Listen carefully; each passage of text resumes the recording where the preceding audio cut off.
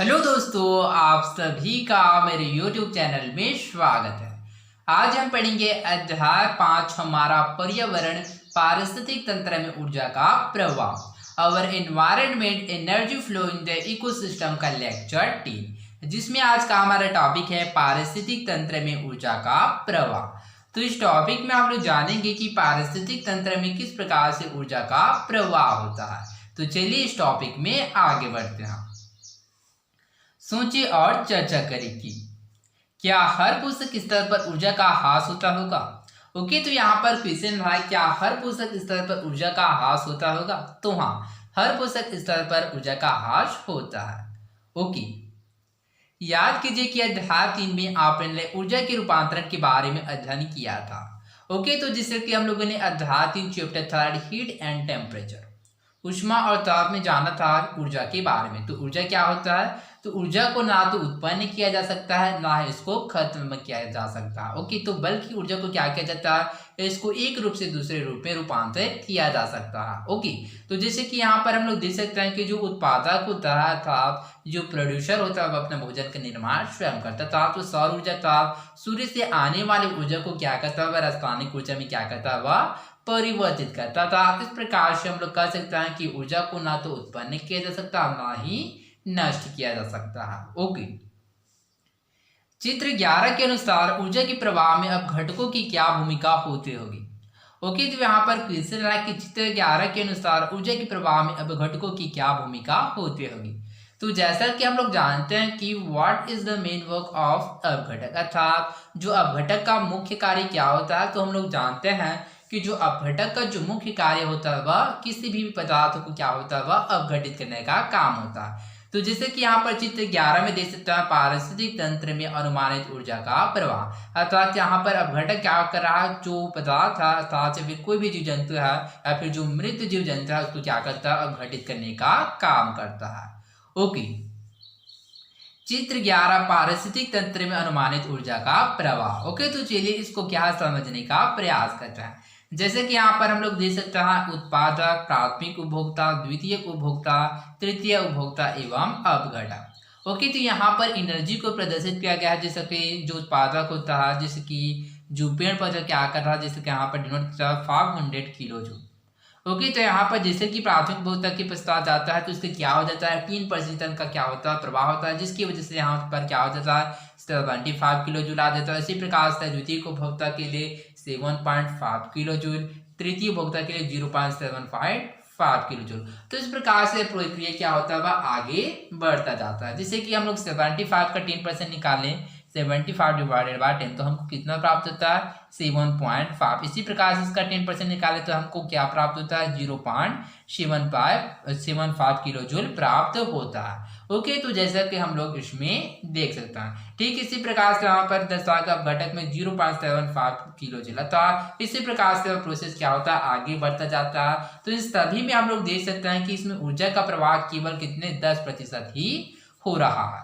Okay, उसके पश्चात जो बचा जो 90% होता है। ओके, तो इसको आप लोग याद रखिएगा कि जो ऊर्जा का जो बचे 90% अर्थात 90% होता है, वह कहाँ जाता है, तो वह जैविक प्रक्रिया था, जीवों की प्रक्रिया में, जैसे कि श्वसन हो गया, अपशिष्ट पदार्थ आदि ऊष्मा के रूप में क्या हो जाता है, वह खपत हो जाता है। ओके, तो यहाँ पर प्रदर्शित था जैविक प्रक्रिया, श्वसन, अपशिष्ट पदार्थ आदि में ऊष्मा के रूप में ह्रास। ओके, तो आई होप आप लोगों को समझ आया होगा कि पारिस्थितिक तंत्र में क्या होता है, ऊर्जा का जो प्रवाह होता है किस प्रकार से होता है। तो इसमें आप लोग याद रखिएगा कि जितने भी जो पारिस्थितिक तंत्र है उसमें ऊर्जा का प्रवाह क्या होता है, 10% ही क्या होता है, वह ऊर्जा का प्रवाह एक पोषक स्तर से दूसरे पोषक स्तर में होता है। बाकी जो 90% होता है वह जैविक प्रक्रिया, श्वसन, अपशिष्ट पदार्थ एवं अन्य कार्यों में क्या हो जाता है, वह ऊष्मा के रूप में खपत हो जाता है। ओके, तो चलिए आगे बढ़ते हैं। क्या आप जानते हैं अब घटित होने वाले पदार्थों से भी खाद्य श्रृंखला एवं खाद्य जाल शुरू हो सकता है। ओके, तो जो अपघटित होने वाले जो पदार्थ होता है क्या होता है, उनसे भी खाद्य श्रृंखला या खाद्य जाल प्रारंभ हो सकता है। इसके एक उदाहरण के बारे में आपने काली मछली के आवास में जाना था। जैसे कि हम लोगों ने काली मछली के आवास में जाना था, उसमें भी क्या होता है, बहुत सारे पारिस्थितिक तंत्र क्या होता है वहीं से ही प्रारंभ हो जाते हैं। यहाँ एक खाद्य जाल का उदाहरण दिया गया है। ओके, तो जैसे कि यहाँ पर एक खाद्य जाल का उदाहरण दिया गया है, जैसे कि यहाँ पर प्रदर्शित अपघटित होने वाले पदार्थ ऊर्जा का स्रोत। ओके, तो जैसे कि यहाँ पर प्रदर्शित है, जैसे कि कोई भी चिड़िया वह क्या हो रहा है, अपघटित हो रहा है। तो ये क्या हो रहा है, या होने वाले जो क्या होता है, जो अन्य पदार्थों के लिए क्या हो रहा है, ऊर्जा का स्रोत बन रहा है। तो अपघटित होने वाले पदार्थ जैसे कि यह ऊर्जा का स्रोत है, तो इससे जो उत्पन्न होने वाले जीव हो गए क्या होगा, प्राथमिक उपभोक्ता होगा। उसके पश्चात इस पर डिपेंडेंट वाले जीव हो गए क्या होगा, वह द्वितीय उपभोक्ता है। तो इस प्रकार से हम लोग कह सकते हैं कि अपघटित होने वाले पदार्थों से अधिक खाद्य श्रृंखला एवं खाद्य जाल शुरू हो सकता है। तो चलिए इसको हम लोग प्रैक्टिकली समझने का प्रयास करते हैं। ओके, तो यहाँ पर मैंने इसके लिए क्या लिया, एक पैरा लिया। जैसे कि आप लोग जानते हैं कि जो धान का जो पैरा होता है उसी को मैंने लिया। ओके, तो जैसे कि हम लोग जान सकते हैं, ओके, तो ये क्या है, पैरा। ओके, तो जब क्या होता है, जब बरसात के दिनों में क्या होता है, अत्यधिक पानी गिरता है, तो इस स्थिति में क्या होता है, इसमें बहुत सारे क्या होता है, जो जीव जंतु क्या होता है वह उत्पन्न हो जाता है, अर्थात क्या होता है, वह सड़ना प्रारंभ हो जाता है। अर्थात सड़ने प्रारंभ होने के कारण क्या होता है, इसमें भी जो जीव होता है क्या होता है, उत्पन्न होने लग जाता है, जिसकी वजह से यहाँ से भी क्या होता है, खाद्य श्रृंखला इस उत्पन्न हो जाता है। इसी प्रकार से मैंने यहाँ पर कुछ पौधों, जैसे कि यहाँ पर आप लोग देख सकते हैं, पेड़ पौधे की क्या कुछ पत्तियों को लिया।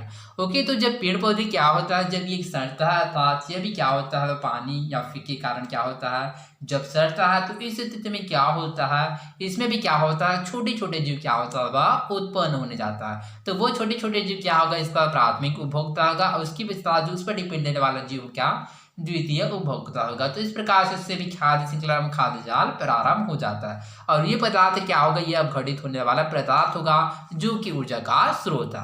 तो इस प्रकार से क्या हम लोग इसको डेली लाइफ में क्या करते हैं, ऑब्जर्वेशन कर सकते हैं कि किस प्रकार से क्या होता है, जो अपघटित होने वाले पदार्थ है उससे भी खाद्य श्रृंखला फिर खाद्य जाल उत्पन्न हो सकता है। तो आई होप आप लोगों को समझ आ होगा। तो चलिए आगे बढ़ते हैं। समुद्र के तल पर जहां सूर्य की रोशनी नहीं पहुंच पाती, वहां जीवाणु से शुरू होने वाला एक खाद्य जाल ऐसा भी है जहां ऊर्जा का स्रोत सूर्य नहीं बल्कि समुद्र के तल का रासायनिक पदार्थ युक्त अत्यधिक गर्म पानी है। ओके, तो जैसे कि क्या होता है, समुद्र के अंतर्गत क्या होता है, समुद्र क्या होता है, बहुत गहरा होता है। तो इस स्थिति में क्या होता है कि समुद्र की क्या निचले स्तर तक क्या सूर्य की रोशनी नहीं पहुंच पाता है। तो इस स्थिति में क्या होता है, वहां पर उपस्थित जीवाणु स्तर क्या होता है, खाद्य श्रृंखला खाद्य जाल शुरू होना प्रारंभ हो जाता है। जैसे कि वहां पर ऊर्जा का स्रोत सूर्य नहीं होता बल्कि समुद्र के तल का जो रासायनिक पदार्थ युक्त अत्यधिक गर्म पानी है। यह गर्म पानी समुद्र के तल के ज्वालामुखी के निकास से होकर निकलते रहता है, जिससे पानी का तापमान लगभग 400 डिग्री सेल्सियस तक पहुंच जाता है। ओके, अभी गर्म पानी आता कहाँ से है, तो यह गर्म पानी समुद्र के तल के ज्वालामुखी उसके निकास से होकर क्या करता है, वह निकलता है, जिससे पानी का जो टेम्परेचर होता है लगभग 400 डिग्री सेल्सियस तक पहुंच जाता है। हमने देखा कि प्रत्येक पोषक स्तर से श्वसन तथा विभिन्न जैविक क्रियाओं के ऊष्मा के रूप में ऊर्जा बाहर निकलते हैं। साथ ही अपशिष्ट पदार्थ के रूप में जीवों के शरीर से जो पदार्थ निकल जाता है उनमें भी ऊर्जा होता है, पर वह उस जीव के काम नहीं आते। जैसे कि हम लोग ऑब्जर्व कर सकते हैं कि जितने भी जो जीव होता है, जैसे कि पोषक स्तर से श्वसन तथा विभिन्न जैविक क्रियाओं के द्वारा ऊष्मा के रूप में क्या होता है, ऊर्जा बाहर निकल जाता है। साथ ही जो अपशिष्ट पदार्थों के रूप में जीवों के शरीर से जो पदार्थ निकल जाता है उनमें भी ऊर्जा होता है, पर वह उस जीव के काम नहीं आता है। कैसे, तो चलिए इसको हम लोग समझने का प्रयास करते हैं। जैसे कि हम लोग अपनी ही बात करें, अर्थात मनुष्य की बात करें, तो हमसे कहाँ ऊर्जा खपत हो रहा है। जैसे कि हम लोग बोल रहा है, तो बोल रहा है तो इसमें कुछ एनर्जी जा रहा है क्या, तो हाँ, जैसे कि हमारे बॉडी अर्थात हमारे शरीर से क्या हो रहा है, जो गैस होता है वह हमारे शरीर से बाहर जा रहा है, जिसकी वजह से क्या हो रहा है, हमारे जो बॉडी है उससे भी ऊर्जा का ह्रास हो रहा है। ठीक इसी प्रकार से जो हमारे शरीर में होने वाले बहुत सारे क्रिया होता है उससे भी एनर्जी क्या होता है, खपत होता है। इसी प्रकार से हम लोग कोई भी वर्क अर्थात कोई भी कार्य करता है तो इस स्थिति में क्या होता है, ऊर्जा का भी खपत होता है। इस प्रकार से हम लोग कह सकते हैं कि जीवों के शरीर के द्वारा क्या होता है, बहुत तरीके से क्या होता है, उससे ऊर्जा का ह्रास होता है। ओके, इन पदार्थों का पर्यावरण में अन्य जीवों के भोजन या अन्य किसी रूप में चक्रीकरण होता है। अतः इस प्रकार से जो पदार्थ होता है उसका पर्यावरण में क्या होता है, जीवों के भोजन या अन्य किसी रूप में चक्रीकरण होता रहता है। जैसे कि हम लोग इसी पदार्थ की बात करें, जैसे कि पैरा या फिर जो मैंने पौधा का जो पत्ते है इसकी बात करें, तो इस स्थिति में क्या होता है, या सड़ या फिर गल जाता है। तो इस स्थिति में क्या होता है, विभिन्न स्तर क्या होता है, जो जीव होता है वह उत्पन्न होता है, किससे, इससे। तो इस प्रकार से प्रोसेस क्या होता है, वह आगे बढ़ता जाता है।